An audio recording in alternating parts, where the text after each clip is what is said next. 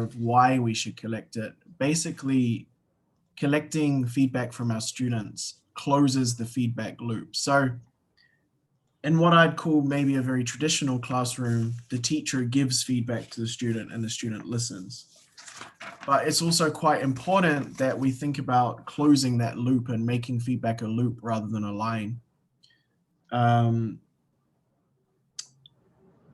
So it's really about listening to your students and making sure that we are able to respond to their needs, as you can see in the image there. It's really important, and that's one of the key reasons why. In addition to closing the feedback loop, it also really enhances the classroom environment. It really improves the rapport between teacher and student.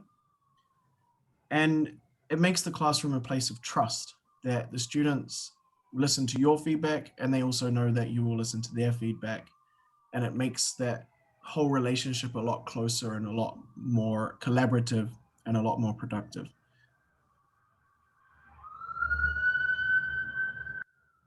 Uh-oh. What's happening over there? Okay, so we'll move on to how we can collect feedback. And again, I'd love it if you guys could share some ideas. If you've collected feedback from your students before, even if it's in a really informal way, what have you tried? And have they been successful, and why or why not? Again, it would be great if you could turn your mics on, but if you don't want to speak, then you're welcome to just chuck it in the chat box too. Any ideas? Just did the put on the board, like me and you, like things that we're doing well, things that we could do better, and just give them the Post-it notes, and they put those up. Should have maybe given them some kind of scaffolded language to guide them to longer responses, though, of all really what I wanted, to force them to what I want to hear, because if you don't give some, it feels weird because you should have maybe some more open feedback. What is it ever they want to say? But if you don't guide it, you just get really unactionable things. Well, I mean, in saying that though, that's quite an open way of doing it. There are a lot of ways, such as surveys that we'll talk about a bit later, where you essentially are giving them the language and all they need to do is choose a number sometimes. So I've actually experienced that type of feedback myself in attending a training workshop a few years ago, where on the final day, they had us give feedback about the presenters on Post-it notes and put them on the board. And they also put the Likert scale, sort of strongly agree, strongly disagree. And they wanted us to put it where we thought it belonged to that piece of feedback. It was quite an interesting way of doing it that I've not tried before. Anyone else here found some ways to collect feedback from their students that either has been or has not been successful?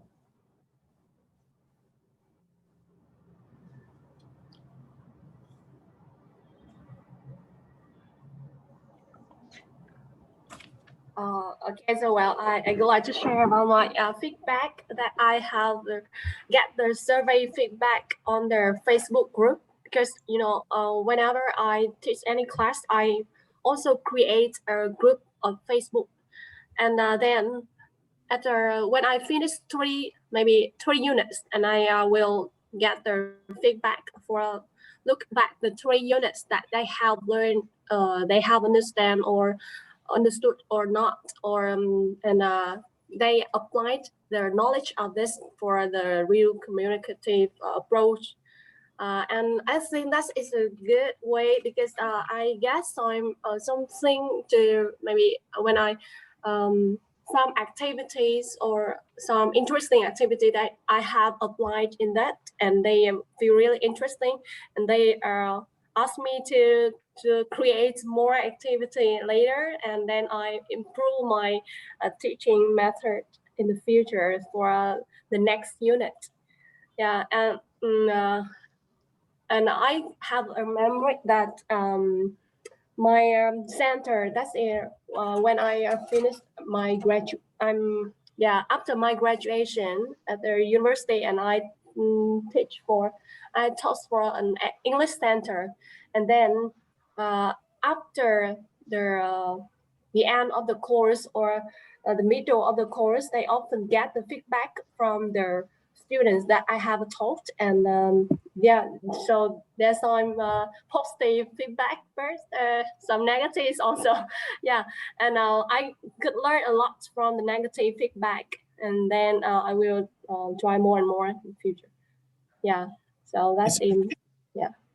Thank you for sharing. It's interesting that you said you learned a lot from the negative feedback.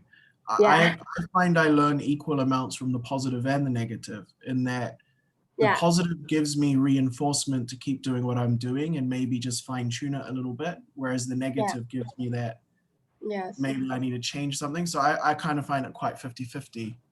yeah. One very quick question, just because I'm really interested. You said Facebook group.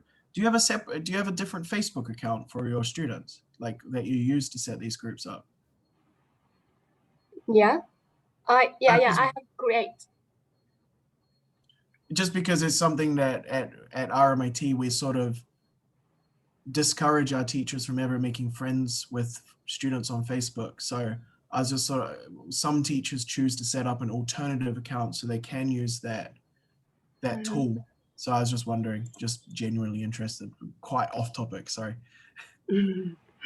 Okay. So I'm just going to go through some of the different tools that we came up with, and these all came from our teachers, some from myself, and then others from our experienced teachers. These are things that teachers have had success with in their own classes, and obviously some tools suit different teachers in different ways. So I'll just put up there we go. So the first, sorry, I actually never teach using slides, so I'm a bit rusty on using them. But I know for these online seminars, it's quite useful to have something to look at other than me. So the first one that we came up with, and this is one of my ones, is just talking with your students one-on-one. So what I like to do in this area is set some sort of autonomous activity in class. It could be a reading activity, it could be a writing activity, it could be some sort of speaking that the students can self-monitor. Obviously doesn't work with listening, although you can make it work with listening if you get the students to bring headphones to class, and then they can actually listen to it at their own pace, which I've had a lot of success with.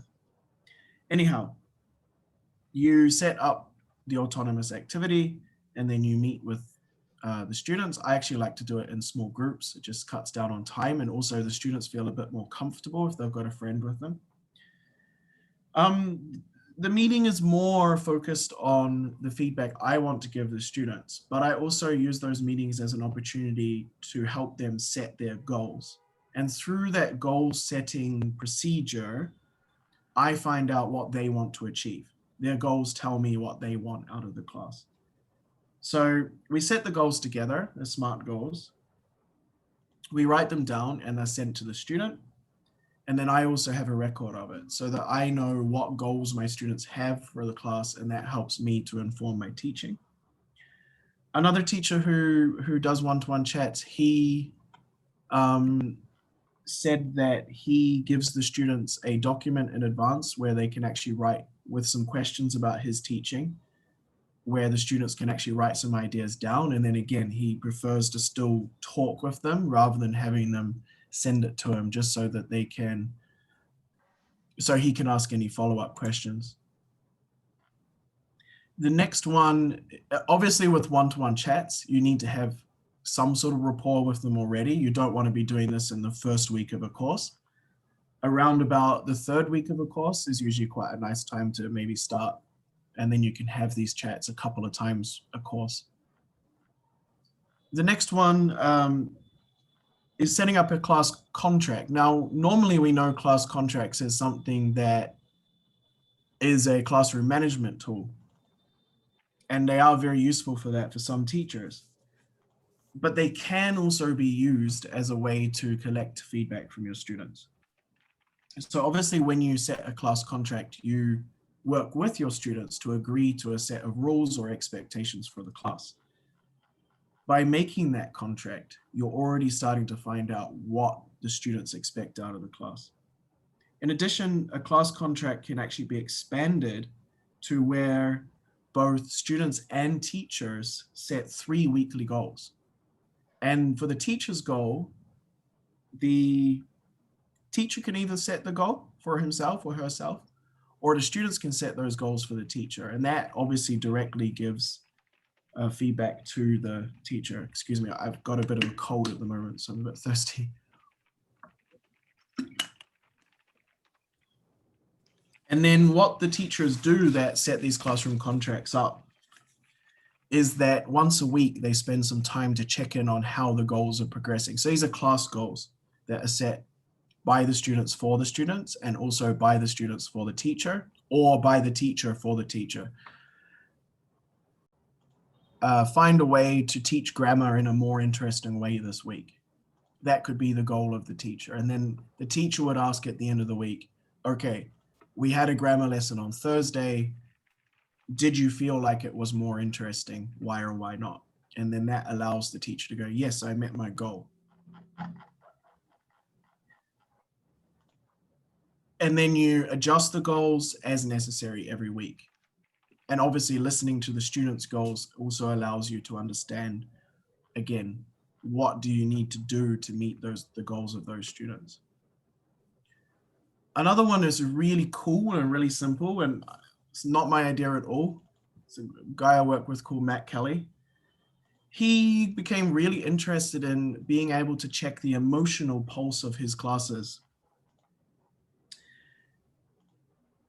because he really wanted to understand what the students were feeling. So what he does is he just gets a mini whiteboard or scraps of paper, and after an activity or at the end of the week as an exit ticket, he asks the students to draw an emoticon, a smiley face, a sad face, whatever, about how they felt about the activity.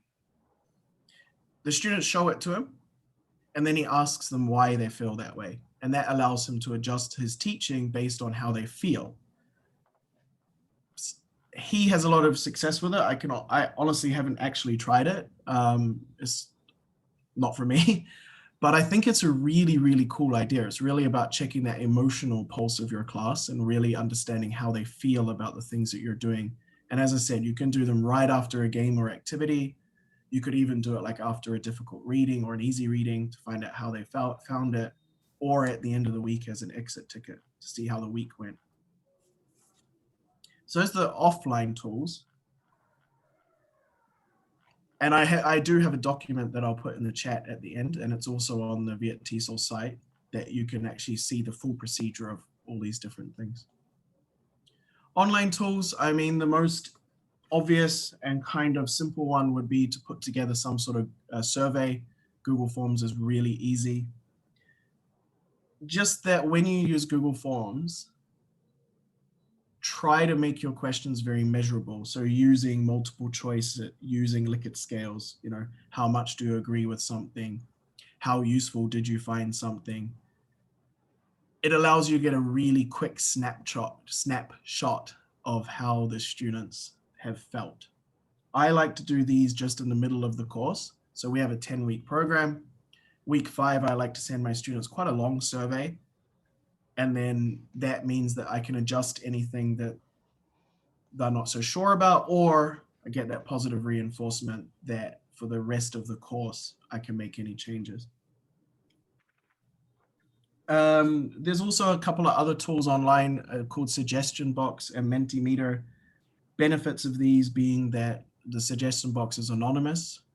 I think that it's actually quite a good thing to know for the students to know that you can see who is giving the survey though, because it keeps that respect there and makes sure that it's constructive feedback and not just mean.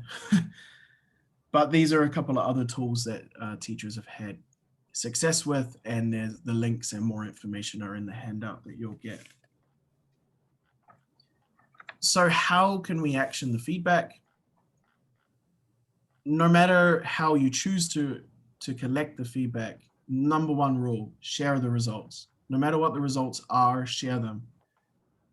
It's really important for the students to know that you are reading the feedback and listening to the feedback. So if you are making changes, signpost them and tell them why and tell them what.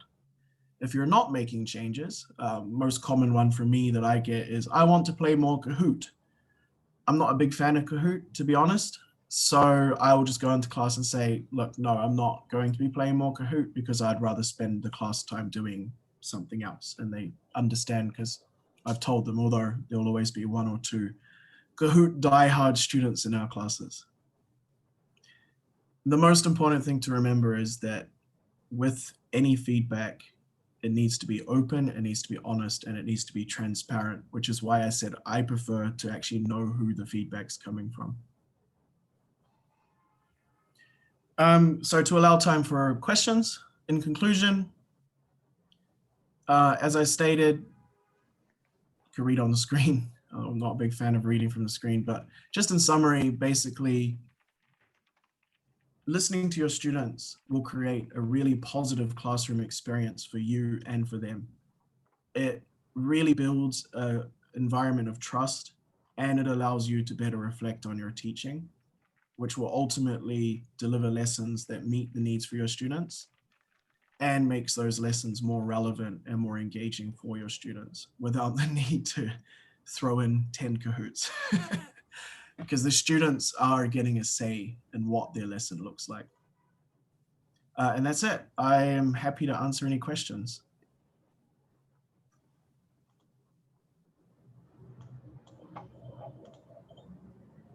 Are there any questions?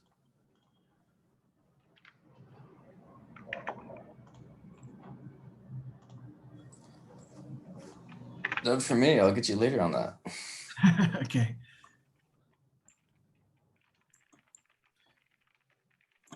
Are there any tools here that anyone would like to try?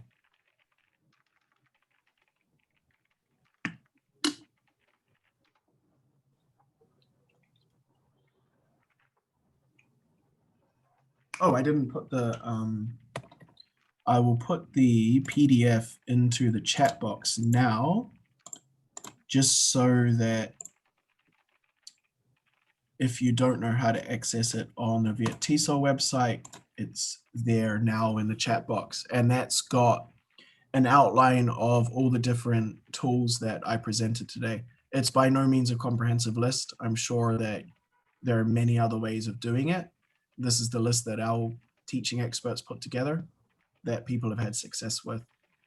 So all I can say in summary is give it a go. I really found my teaching has improved a lot since I've been listening to my students' feedback. And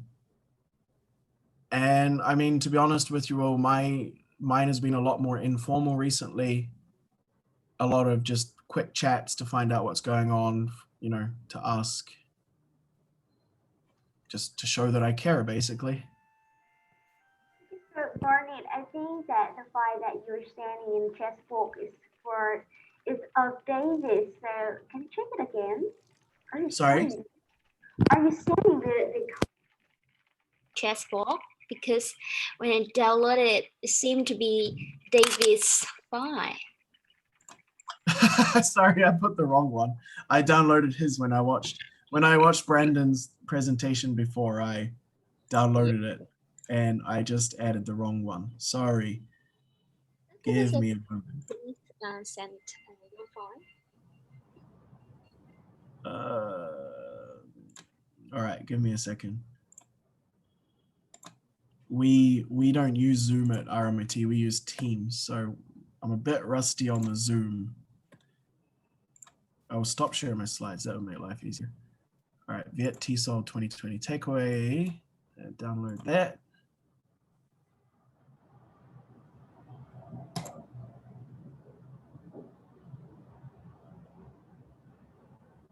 And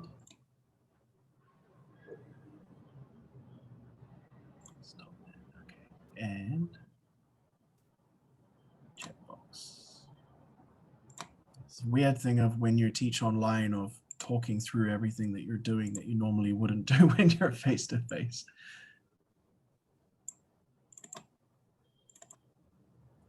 All right, I got it now. There we go. Sorry about that, and thank you for the heads up. Thank you everyone for coming today. Do take some time to look at that takeaway document and try something, anything that lets you close that feedback loop. So thank you very much for coming. I hope that you took something away, and hopefully next year I see you all in person.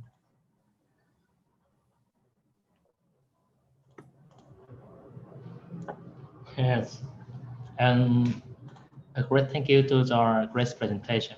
And if anyone have further questions, you could directly send an email to James Harry. Thank you, and hope you have a nice day. Time to go and mark speaking videos from my students. All right, thank you very much. I'm going to sign out now.